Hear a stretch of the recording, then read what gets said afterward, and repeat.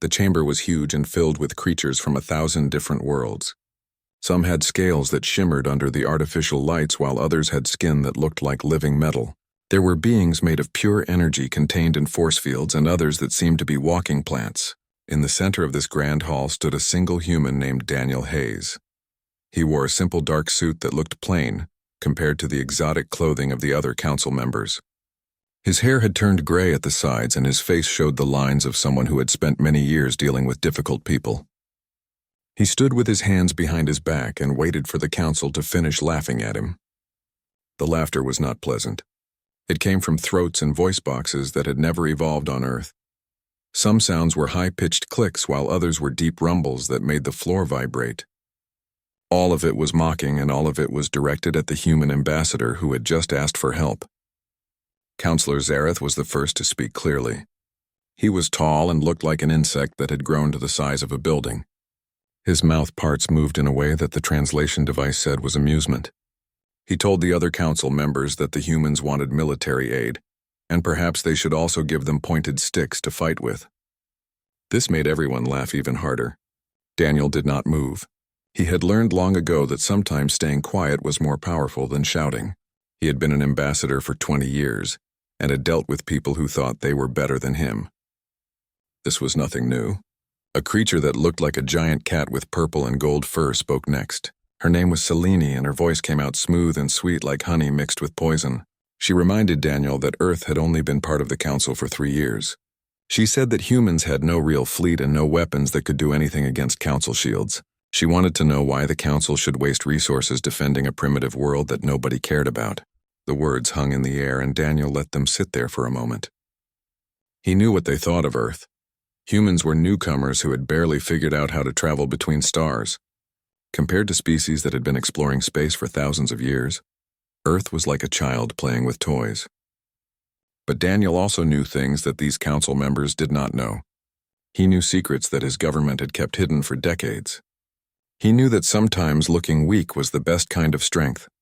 So he stood there and let them think they were right. Finally, he spoke. His voice was calm and steady, like a man ordering coffee rather than begging for the survival of his species. He told them that the Kryn swarm was 3 months away from Earth. He explained that the swarm would consume his world and then continue toward the core systems where all the important council worlds were located. Earth was not asking for charity. Earth was offering to be the first line of defense. Counselor Vorn spoke up then.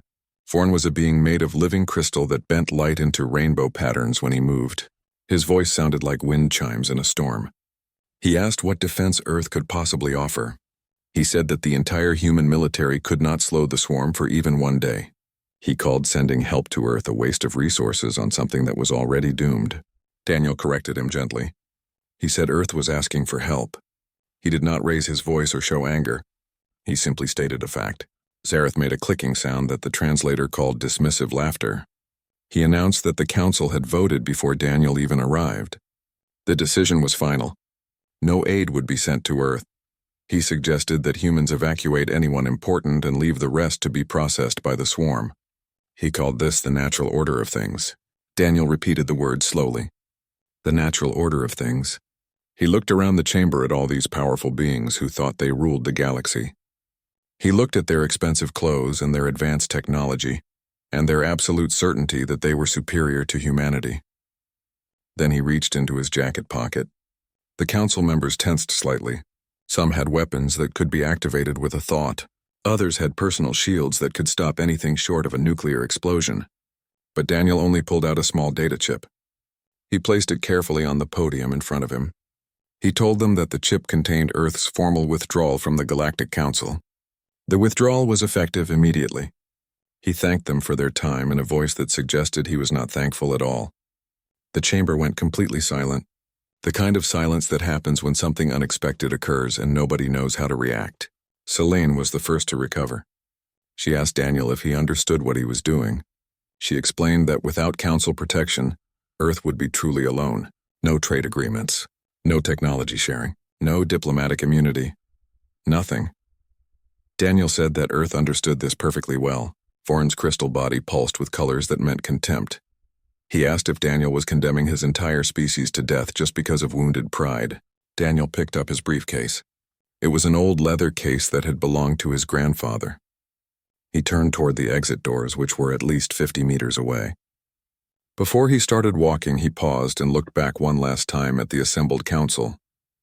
He told them that his people had a saying, "You never know what you have until it is gone." He said he suspected the council would learn the truth of that saying very soon.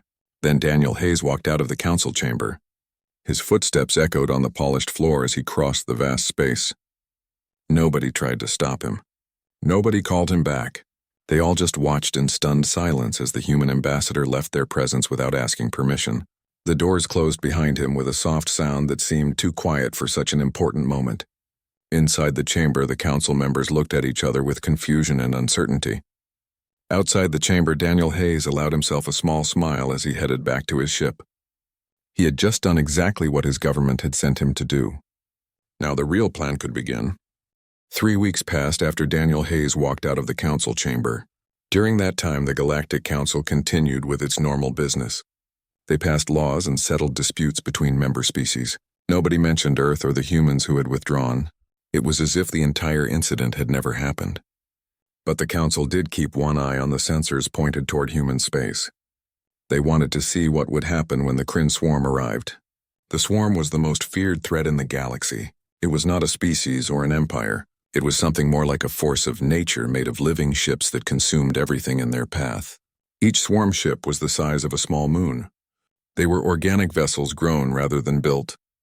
Their hulls could adapt to any weapon after being hit once. Their numbers seemed endless. In the past 1,000 years, the swarm had consumed 47 different species. Billions of lives had been lost. Entire civilizations had been erased from existence.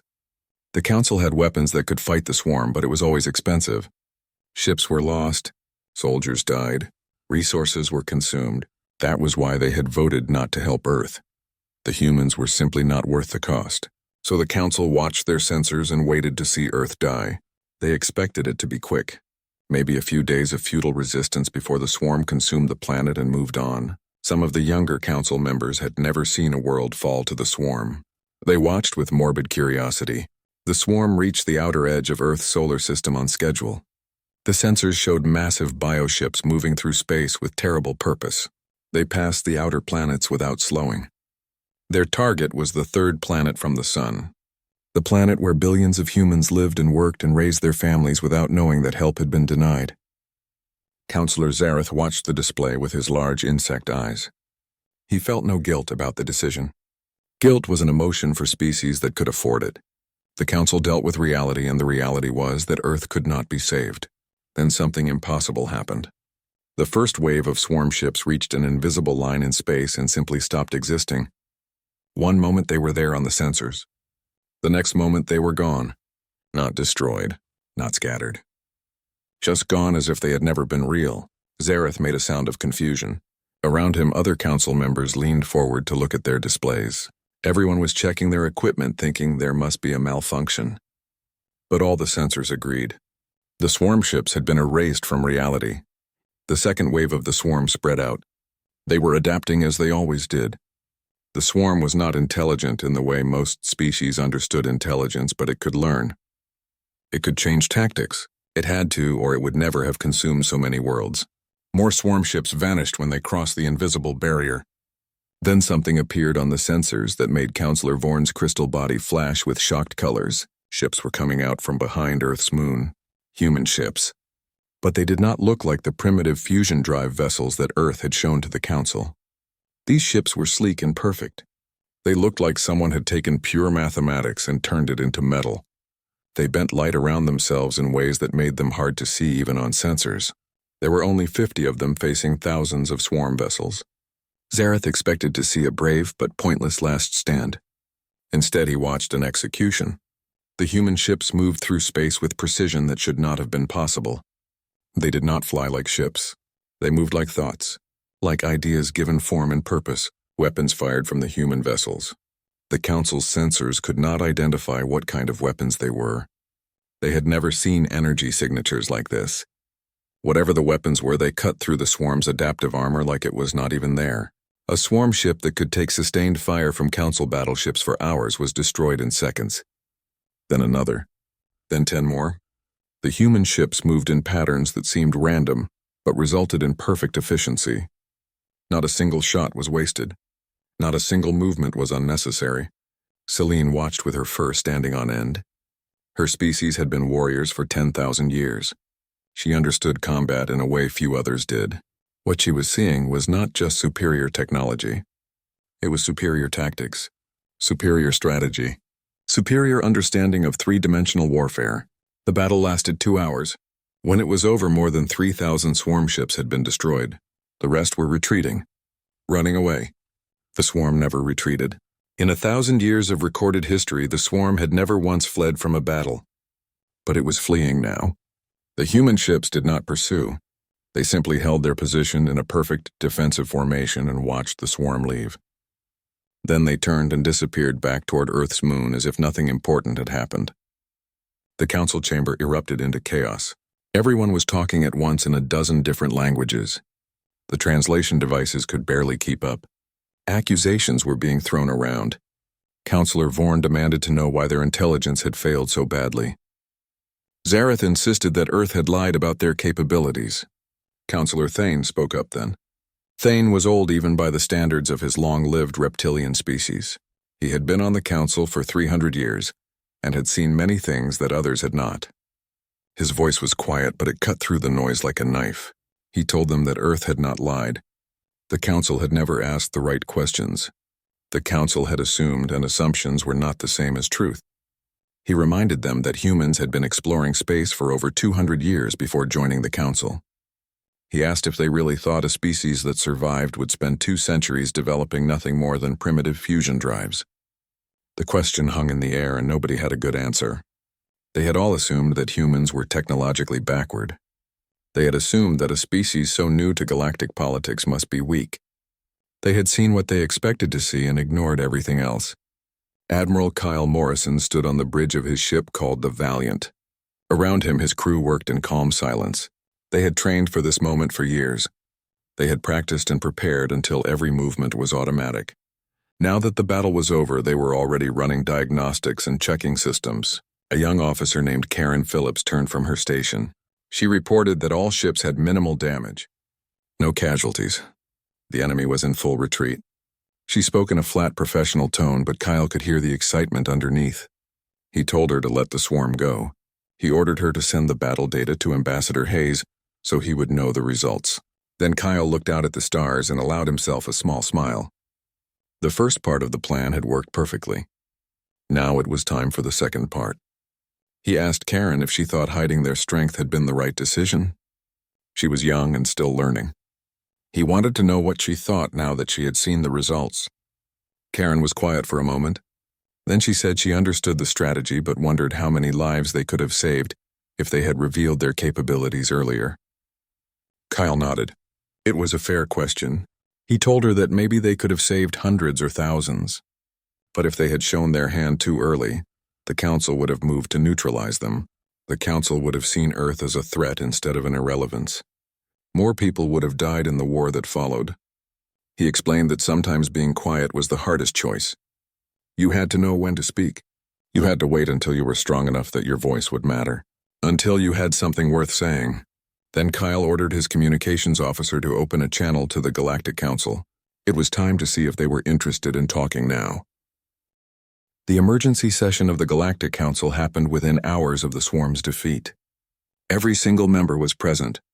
The chamber that usually echoed with casual conversation was silent, except for the sound of the holographic display showing the battle footage over and over again. Ambassador Daniel Hayes stood in the center of the chamber once more. He wore the same dark suit he had worn 3 weeks ago. His posture was the same. His expression was calm and neutral. But everything else had changed. This time nobody was laughing. Counselor Zareth stood up from his seat. His insect body was tense and his voice lacked the mocking tone from before. He addressed Daniel carefully. He said the council had witnessed Earth's defense against the Kryn swarm. He said the council wished to understand how Earth possessed such capabilities when they had believed humans to be technologically inferior. Daniel stood there and said nothing. He just looked at Zareth with that same calm expression. The silence stretched out and became uncomfortable. Council members shifted in their seats.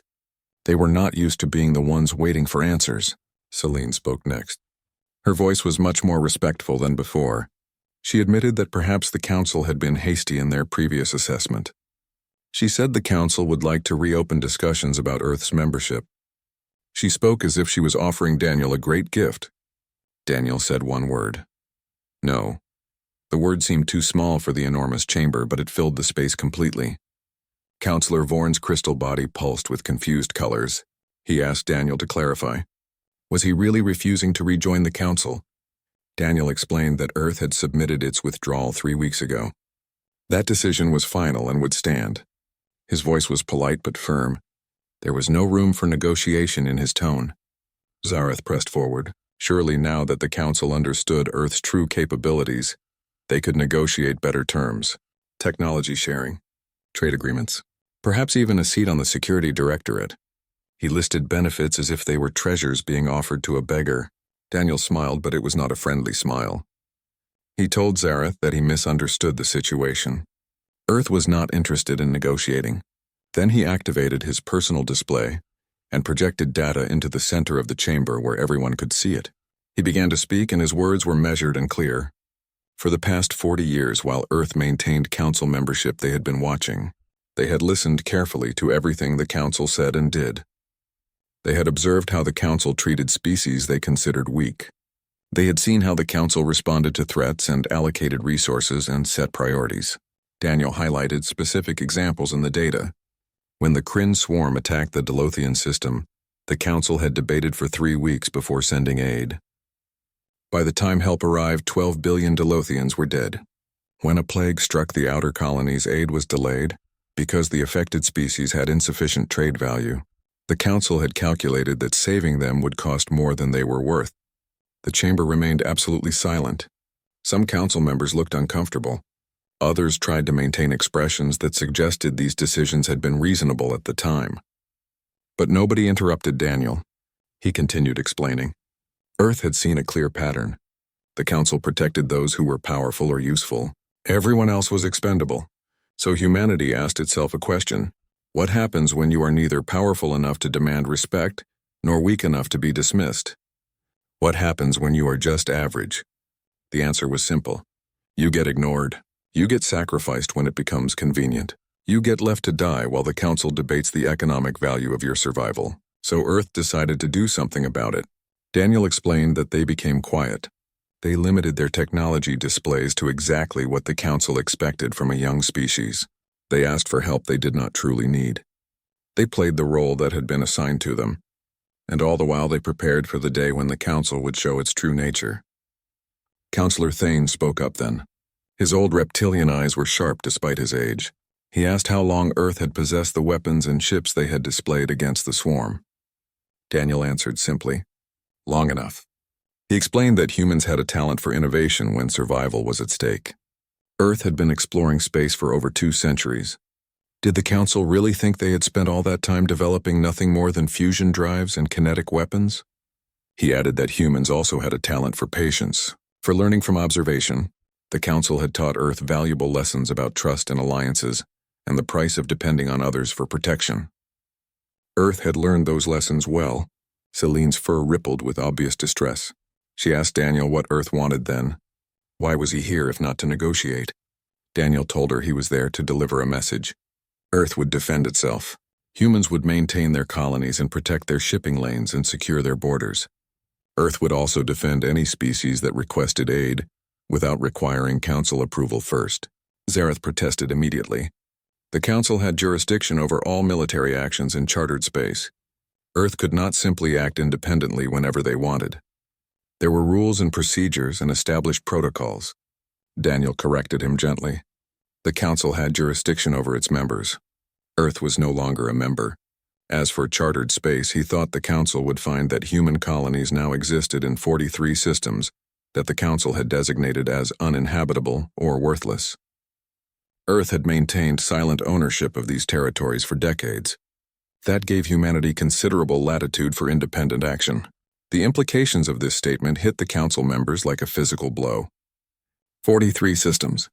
Colonies that had existed in secret for years or even decades. resources and territory and strategic positions that the Council knew nothing about. Earth had not just been hiding military technology. They had been building an empire right under the Council's collective noses. Councillor Vorn declared this unacceptable. The Council could not allow a rogue military power to operate without oversight. It was dangerous. It was destabilizing. It threatened everything the Council had built over thousands of years. Daniel picked up his briefcase and moved toward the exit. He told Vorn that the Council had a decision to make. They could treat Earth as a threat and waste resources on a conflict they could not win. Or they could accept that humanity was no longer asking for permission to exist. He paused at the doorway and looked back. His government had authorized him to establish diplomatic relations with any species who wished to negotiate directly with Earth. They offered fair trade and mutual defense pacts and technology sharing. But only with those who approached humans with respect rather than condescension. Celine stood up from her seat. Her voice carried a warning. She told Daniel he was making a mistake. The Council had maintained galactic order for 10,000 years. Earth risked destabilizing everything by acting independently. Daniel shook his head slowly. He told her that Earth was not making a mistake. Earth was correcting one. Then he wished the Council members a good day and walked out. This time his footsteps seemed louder somehow.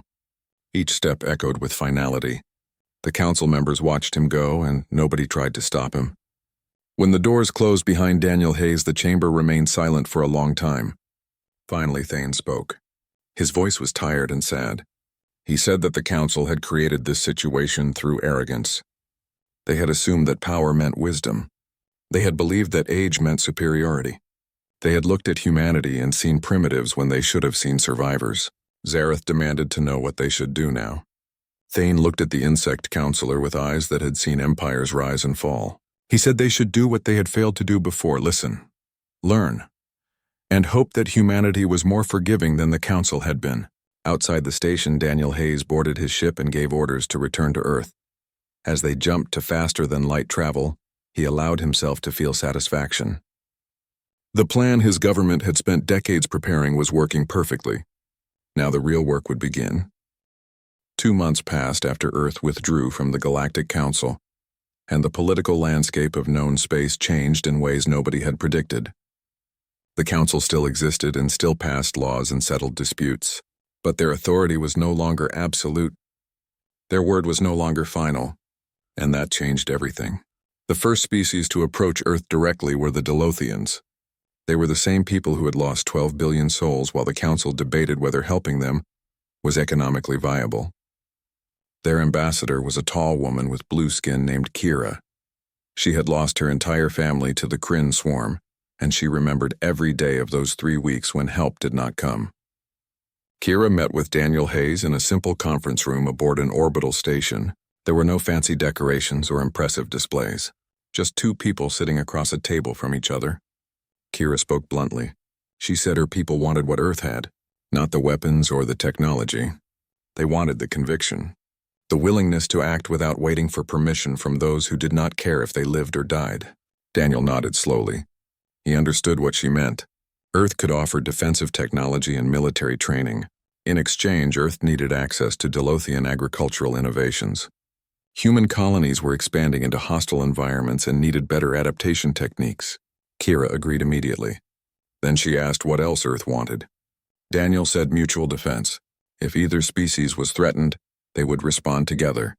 Not because a council ordered it, but because they had chosen to stand together. Kira extended her hand in the human custom she had studied. She said they had a deal. Daniel shook her hand, and the first formal alliance of what would become the Independent Systems Coalition was born. By the end of that month, 17 species had withdrawn from the Galactic Council to join the new coalition. These were worlds that had always existed on the edges. Too remote or too small or too poor to matter in council politics. They were the species that got ignored when they asked for help and got blamed when things went wrong. Now they had an alternative. Earth offered them respect instead of condescension, fair trade instead of exploitation, mutual defense instead of conditional protection. The choice was easy for many of them. On Earth, in a facility deep beneath the mountains of Colorado, Admiral Kyle Morrison briefed a room full of officers. Some were human. Others were Delothian or Korthan or Valeth. All of them wore the uniform of the Coalition Defense Force. Kyle told them plainly that the Council was not happy. Intelligence reports suggested the Council saw the Coalition as a threat to their authority. There were discussions about a show of force to bring the member systems back in line. Essentially, the Council was considering starting a war. Commander Karen Phillips asked if Earth was really prepared to fight the entire Council fleet. She was young, but she had proven herself capable. Kyle had promoted her after the battle with the swarm. Kyle looked at her with a slight smile. He said Earth had been preparing for that possibility since the day they joined the Council. But he did not think it would come to war. Then he activated a display showing ship movements across a three-dimensional map of known space. The Council's strength had always been in their unified front. They presented themselves as inevitable, as the only possible source of order and protection. But if you looked carefully at the pattern, you could see cracks forming. 4 Council species had approached Earth through secret channels. They were asking questions about the Coalition. They wanted to know if there was really room for independence. They were tired of being told what to do by species that looked down on them. Captain Henry Brooks asked what this meant. Kyle explained that the Emperor had no clothes. The Council maintained power through the illusion of inevitability. They had convinced everyone that their protection was essential, that nobody could survive outside their structure. Earth had just proved that was a lie. More than that, Earth had proved something else. A species did not need to be the oldest or the most advanced to be successful. They did not need Council approval to defend themselves or form alliances or explore new territory. The Council had built their authority on fear and dependence. Earth had broken both. Kyle zoomed the display to show the core systems where the most powerful Council members lived. He explained that the Council could not afford to attack the Coalition. If they committed their fleet to a conflict with Earth and its allies, they would leave the core vulnerable. Other threats existed in the galaxy beyond the Kryn swarm. Pirates, rogue AI, dimensional incursions. The Council could not fight everyone at once. But if the Council did nothing more, species would leave. The cracks would become breaks. The unified front would shatter. Either way, the Council's monopoly on power was ending. Karen asked what the Coalition should do. Kyle said they would wait and prepare. The Council would try diplomacy first. They would offer concessions and threaten consequences. They would attempt to divide the Coalition by making special deals with individual members. The Coalition's job was to stay unified, to make it clear that humanity was not interested in dominance or control. Earth just wanted independence and was willing to help others achieve the same goal. As long as the Coalition maintained that position, they would continue to grow. The briefing ended, but Kyle asked Karen to remain behind. When everyone else had left, he asked if she still had doubts about the strategy. Back during the swarm battle, she had wondered if hiding Earth's strength was the right choice. Karen thought carefully before answering. She said she understood the strategy now, but she still wondered about the lives that could have been saved if Earth had revealed their capabilities sooner. If they had acted instead of waiting. Kyle acknowledged this. Maybe hundreds of lives could have been saved, maybe thousands. But if Earth had shown their hand too early, the Council would have moved to neutralize them before they were ready. The Council would have seen them as a threat. They would have used economic sanctions or diplomatic pressure or, if necessary, military force to bring Earth back in line. More people would have died in that conflict, and Earth might have lost. Timing mattered. Knowing when to speak mattered. They had waited until they were strong enough that their voice would be heard and respected. He looked out the window at Earth rotating slowly below them. Sometimes the hardest part of staying quiet was knowing when to finally speak. You had to wait until you had something worth saying, until people were ready to listen. Karen said she understood. Then she asked what would happen next. Kyle admitted he did not know exactly. The Council might accept the new reality and adapt. They might fight and lose, or they might do something unexpected. Politics was always unpredictable. But he knew one thing for certain. The galaxy would never go back to how it was before. Earth had changed something fundamental. They had proved that the Council's authority was not inevitable or necessary. That species could stand on their own if they had the courage to try. Over the next months, more species joined the Coalition. Some left the Council formally. Others maintained their Council membership but signed separate treaties with Earth. The galaxy was becoming multipolar. Power was spreading out instead of concentrating in one place. The Council adapted slowly. They began offering better terms to their remaining members. They responded faster to threats. They showed more respect to species they had previously ignored. It was not enough to stop the bleeding, but it was something. Counselor Thane watched all of this from his seat in the council chamber. He was old enough to remember when the council had been formed. Back then it had been necessary. The galaxy was chaotic and dangerous. Species fought each other constantly. The council had brought order and peace. But somewhere along the way, the council had stopped serving and started ruling. They had forgotten that authority was supposed to be earned, not demanded.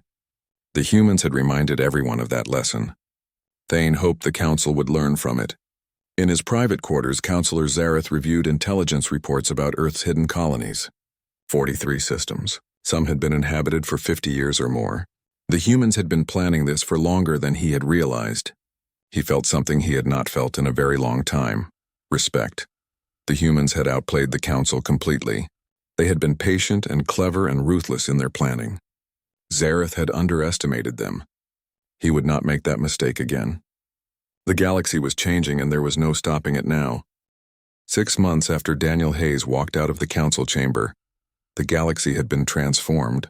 The Galactic Council still existed, but it was a shadow of what it had been. 23 species had formally withdrawn to join the Independent Systems Coalition. Another dozen remained in the council but had negotiated separate treaties with Earth and its allies. The unified authority that had ruled known space for 10,000 years was breaking apart. Some species welcomed this change. They had always felt constrained by council regulations and condescension. Others feared it. They believed that without a single strong authority, the galaxy would descend into chaos. Wars would break out, trade would collapse, civilization itself would crumble, but the chaos did not come. The coalition proved that species could cooperate without being forced. Trade routes remained open. Disputes were settled through negotiation. Life continued much as it had before, except now there was a choice. Species could join the council or the coalition or remain independent. Power was no longer concentrated in one place. Counselor Zareth requested a private meeting with Ambassador Daniel Hayes. They met in neutral territory at a small diplomatic station on the border between council space and coalition territory. The station was modest compared to the Grand Council chambers. Just a few meeting rooms and basic facilities. Zareth arrived first. He paced the small room with nervous energy. When Daniel entered, Zareth did not waste time on pleasantries.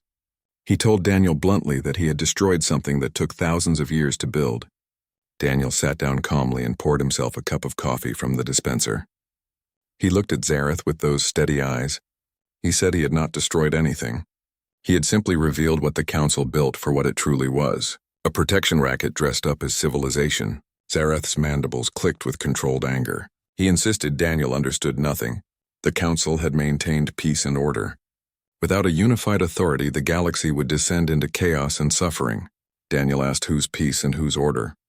He reminded Zareth about the Delothians who were left to die, about the outer colonies ravaged by plague while the council debated economic value.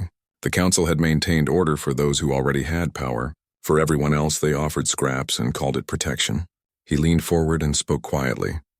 The coalition was not perfect. They would make mistakes. They would have disputes and disagreements. But at least they would face these problems as equals, not as supplicants begging for scraps from an indifferent authority that viewed them as lesser beings. Zareth demanded to know what would happen when the next great threat emerged. Something worse than the Kryn swarm. The coalition was fragmented. Resources were scattered. How would they survive without the council's unified command? Daniel smiled. He said humans would survive the same way they always had. By adapting. By working together, not because they were forced to, but because they chose to. By being underestimated right up until the moment they proved everyone wrong. Zareth was silent for a long time. His insect eyes studied the human carefully. Finally, he asked what Earth truly wanted. What was the end game? Daniel's answer was simple. Earth wanted to be left alone. Humans wanted to build their communities and protect their people and live their lives without asking permission from those who thought they knew better. And they wanted the same freedom for any species that desired it. Zareth asked if that was all. Daniel replied that it was everything. The council could continue to exist. Earth had no interest in destroying it. But the council would exist as one power among many, not as the sole authority. That was the new reality. The question was whether the council would adapt or fade into irrelevance. Sereth stood to leave. At the doorway he paused and looked back. He admitted that he had underestimated Daniel and humanity. He had underestimated their entire species. He promised he would not make that mistake again. Daniel told him that was good, because humans were done being quiet when it mattered. They had said what needed to be said, and the galaxy had finally listened. 3 years passed. Daniel Hayes retired from diplomatic service and returned to Earth. He bought a small house in the Colorado mountains with a view of the stars. He spent his days writing memoirs and his evenings on the porch watching the sunset. The Galactic Council still existed, though it was much smaller. Some species remained loyal out of tradition or genuine belief in the Council's purpose. Others stayed because they feared change more than they desired freedom. But the Council's absolute authority was gone forever. The Independent Systems Coalition grew stronger with each passing year. More species chose independence over subjugation, chose cooperation over obedience. The coalition was not perfect. There were arguments and disagreements and occasional conflicts. But these were resolved through dialogue rather than diktat. Humanity became known throughout the galaxy for a simple truth. They were quiet when necessary, but when they spoke, their words carried weight. They did not make empty threats or false promises. When they said they would defend someone, they did. When they offered friendship, it was genuine. One autumn evening, Admiral Kyle Morrison visited Daniel at his mountain home. Kyle had also retired from active service, though he still advised the Coalition Defense Force.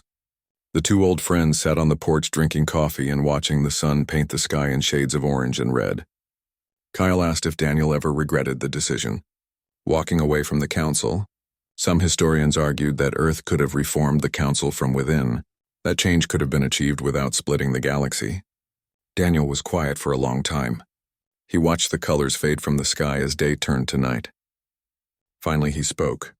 He said he regretted every life they could not save. Every world they reached too late. Those regrets would stay with him forever. But did he regret the decision itself? No. The Council had shown its true nature. Reform from within would have taken centuries if it was possible at all. Meanwhile, species would continue to suffer and die while the Council debated their economic value. Earth had taught the galaxy something important. Respect was not given to the strongest or the loudest. It was earned by those who stood firm in their principles, who acted when action was needed, who remained silent only long enough to learn what was worth saying. Kyle repeated the phrase softly. The quiet man who leaves, Daniel finished the thought, has already said everything that needs to be said. They had made sure the galaxy was finally ready to listen. As night fell, the stars emerged above them. Thousands of points of light representing worlds and civilizations and possibilities. Somewhere out there, human ships patrolled alongside coalition allies, protecting the weak, defending the vulnerable, proving every day that humanity's greatest strength was not their weapons or technology. It was their refusal to be anything other than themselves. Their refusal to accept that things had to stay the way they had always been. Their willingness to stand up and say no to those who claimed authority without earning respect. Daniel thought about the young officer Karen Phillips who had asked if hiding their strength was the right decision. She was a captain now commanding her own ship. She had learned the lessons that Kyle taught. That sometimes silence was more powerful than shouting. That sometimes you had to wait for the right moment to speak. But most importantly, she had learned that when you finally did speak, you had to mean what you said. Words without action were just noise. But words backed by conviction and capability could change the galaxy. The two old men sat in comfortable silence as the temperature dropped and the stars grew brighter. They had both spent their lives in service, negotiating and fighting and planning for a future they might not live to see. Now that future had arrived, and it was better than they had dared to hope. The galaxy was not perfect. There were still threats and dangers and species that chose oppression over freedom. But there was also choice now. There was possibility. There was proof that a different way was achievable. Daniel Hayes had walked out of that council chamber 6 years ago, and the echo of his departure was still reverberating. Species that had suffered in silence for generations were finding their voices. Alliances were forming based on mutual respect rather than fear or necessity. The old order was dying and something new was being born. Kyle stood to leave as the night grew cold. Before he left, he thanked Daniel for everything. For having the courage to walk away when it mattered. For trusting that humanity was strong enough to stand alone. Daniel shook his head. He had not done it alone. It had taken thousands of people working in secret for decades, scientists developing weapons in hidden labs, engineers building ships in orbital facilities, diplomats carefully managing Earth's reputation, and most importantly, it had taken every human who believed that their species deserved respect. Kyle drove away down the mountain road and Daniel remained on the porch watching the stars. He thought about all the species out there who were learning what humanity had always known. That survival was not about being the strongest or the most advanced. It was about refusing to give up, about adapting and learning and never accepting that defeat was inevitable. The quiet man had left the council chamber that day, but his message remained. Respect could not be demanded.